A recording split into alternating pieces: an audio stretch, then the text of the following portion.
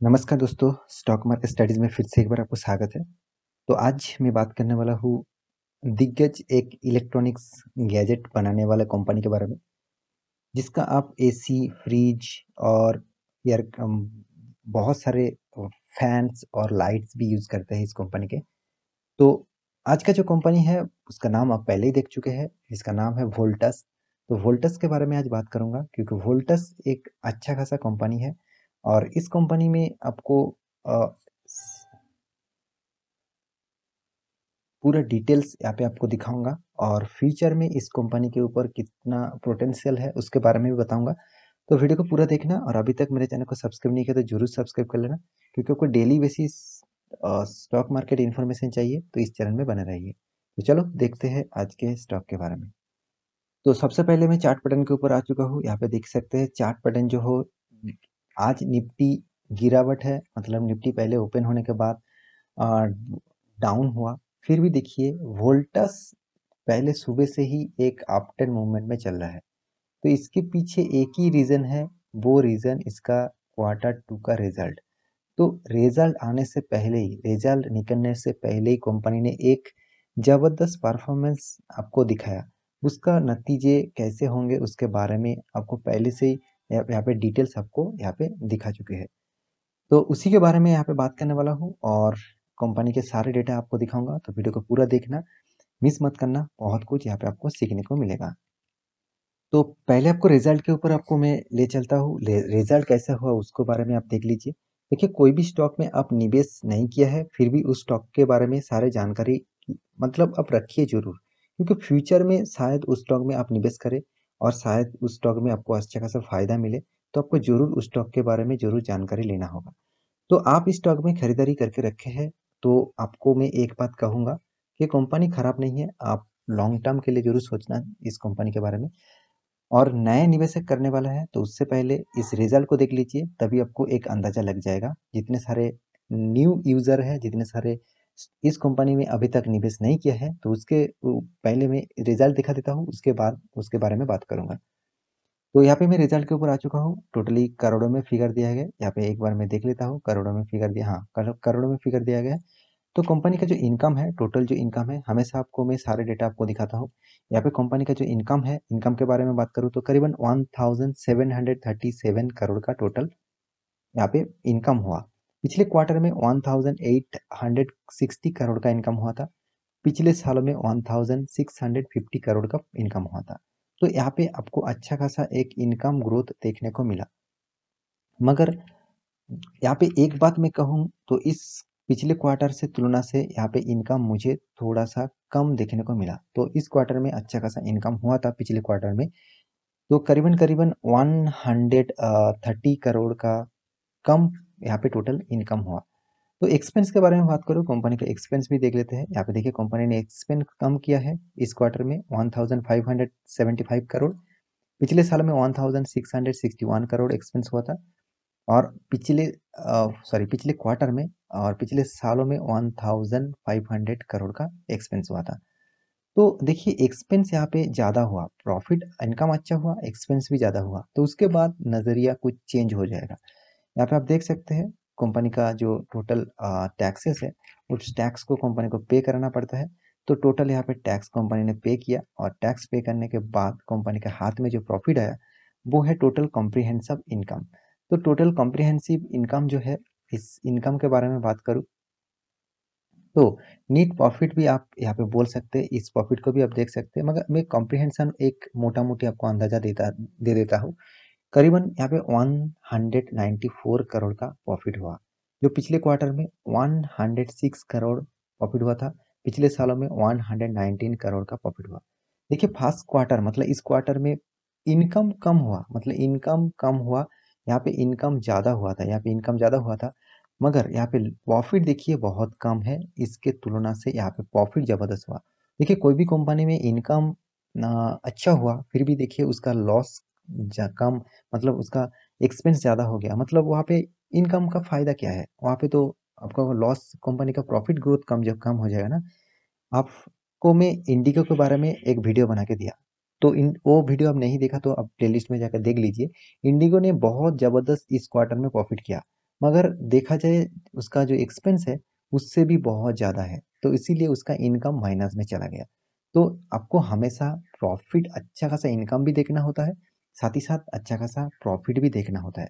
देखिए मैं ये नहीं कहूँगा कि 106 करोड़ का प्रॉफिट हुआ था मतलब बहुत कम हुआ था। कंपनी ने प्रॉफिट ज़रूर किया था, तो थोड़ा-सा कम किया था। मगर इस क्वार्टर में तो बहुत ज़बरदस्त प्रॉफिट हुआ, 194 करोड़ का प्रॉफिट हुआ।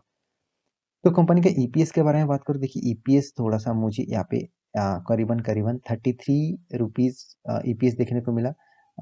सॉरी यहाँ पे, हाँ, यहाँ पे देखिए जो इक्विटी शेयर है, सॉरी यहाँ पे ईपीएस के बारे में बात करूँ, यहाँ पे देखिए 3 रुपीज़ का ईपीएस है। पिछले क्वार्टर में 3.68 था, पिछले सालों में 2.37 था। तो ईपीएस थोड़ा-सा यहाँ पे कुछ कम लगा पिछले क्वार्टर से। तो कंपनी सेगमेंट वाइज़ किस किस तरीके से प्रॉफिट किया वो भी आपको देखना चाहिए। तो सेगमेंट वाइज कंपनी ने जो प्रॉफिट किया यहाँ पे आप देख सकते हैं, करीबन करीबन 1668 करोड़ का टोटल इनकम किया, मतलब इनकम नहीं, रेवेन्यू जनरेट किया। और यहाँ पे पिछले क्वार्टर में 1766 था, पिछले सालों में 1587 था। तो इस दोनों कैटेगरी में देखा जाए कंपनी ने एक अच्छा खासा, कंपनी ने एक रेवेन्यू जनरेट किया था। तो इसीलिए आज के दिन यहाँ पे जबरदस्त एक तेजी देखने को मिला इस स्टॉक में।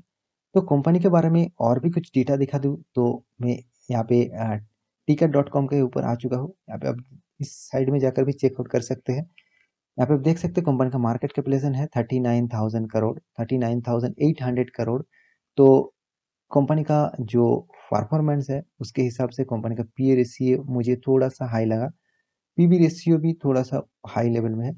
फेस वैल्यू 1 रुपया है, मतलब कंपनी स्प्लिट कर चुके हैं बहुत बार, तो कितने बार स्प्लिट किया है वो भी आपको दिखाऊंगा। कंपनी डिविडेंड 0.41% का डिविडेंड दिया।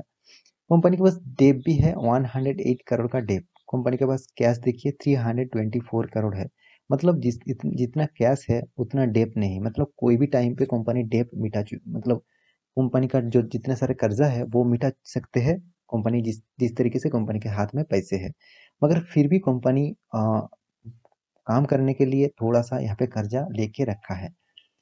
तो कंपनी का आरओसी थोड़ा सा मुझे वीक लगा, sorry our return of equity थोड़ा सा वीक लगा, मगर आरओसी थोड़ा सा 15 के ऊपर है, मतलब एकदम ठीक ठाक लो लेवल में है। तो कंपनी के बारे में यहाँ पे और भी डेटा दिखा दूँ तो कंपनी जिस तरीके से काम करते हैं उसका जो कंपटीटर है उसके हिसाब से नंबर 1 पोजीशन में है कंपनी। देखिए यहाँ पे अंबर एंटरप्राइज, ब्लू स्टार, यहाँ पे देखिए जॉनसन और बहुत सारे कंपनी है, शार्प है। तो इस सारे कंपनी को कंपैरिजन करूँ तो इस कंपनी का मार्केट कैपिटलाइजेशन सबसे ज़्यादा है, सॉरी, यहाँ पे इस कंपनी का मार्केट कैपिटलाइजेशन वोल्टास का सबसे ज़्यादा है 40,000 करोड़। तो इस कंपनी के ऊपर आपको हमेशा नज़र रखना चाहिए, क्योंकि इसका यहाँ पे देखिए ईबीटे, यहाँ पे देखिए जो डेटा है, अब डेटा सब डेटा को देख के मुझे हर कोई डेटा से इस डेटा को अच्छा खासा लगा। और कंपनी के बारे में और भी कुछ बात करूँ तो कंपनी का देखिए सेल्स ग्रोथ 1 सालों में थोड़ा सा वीक लगा, मतलब नेगेटिव में है, 3 सालों में थोड़ा सा वीक, 5 सालों में वीक।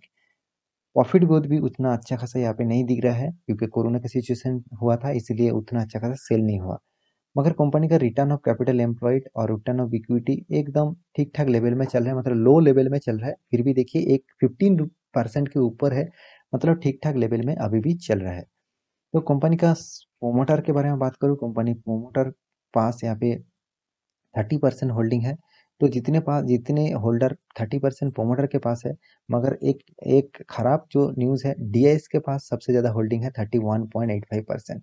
देखिए प्रोमोटर जब जिस कंपनी में कम होते हैं उस कंपनी में कुछ डिसीजन लेने में बहुत दिक्कत होता, मतलब देखिए कोई भी आप काम करेंगे, कोई भी एक कंपनी के ऊपर काम करना पड़ेगा तो आपको सबसे ज़्यादा शेयर होल्डर है उसको आपको अप्रूवल लेना पड़ेगा।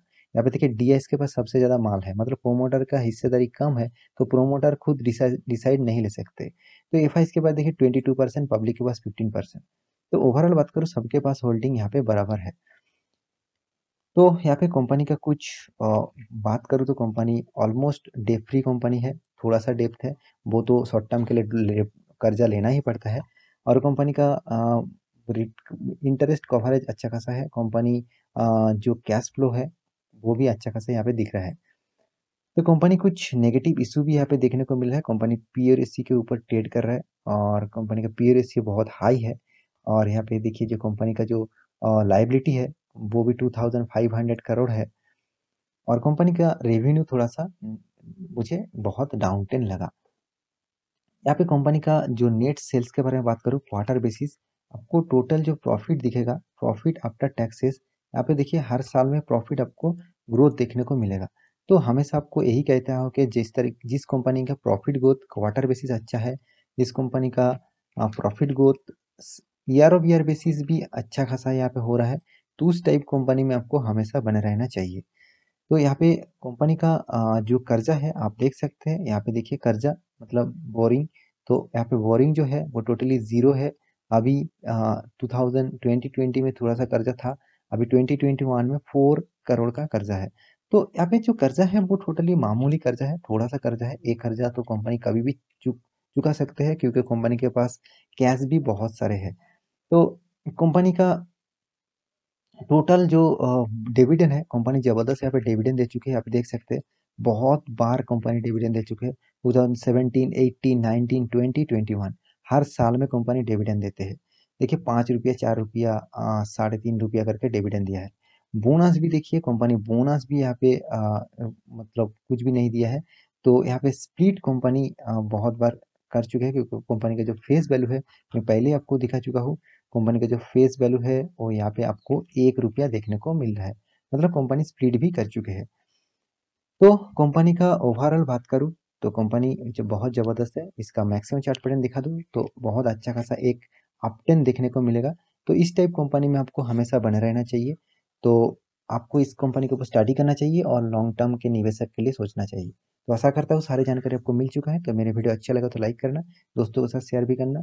मिलते हैं अगले स्टॉक लेके, तब तक के लिए अच्छे से रहिए, अपने ख्याल रखिए, बाय बाय।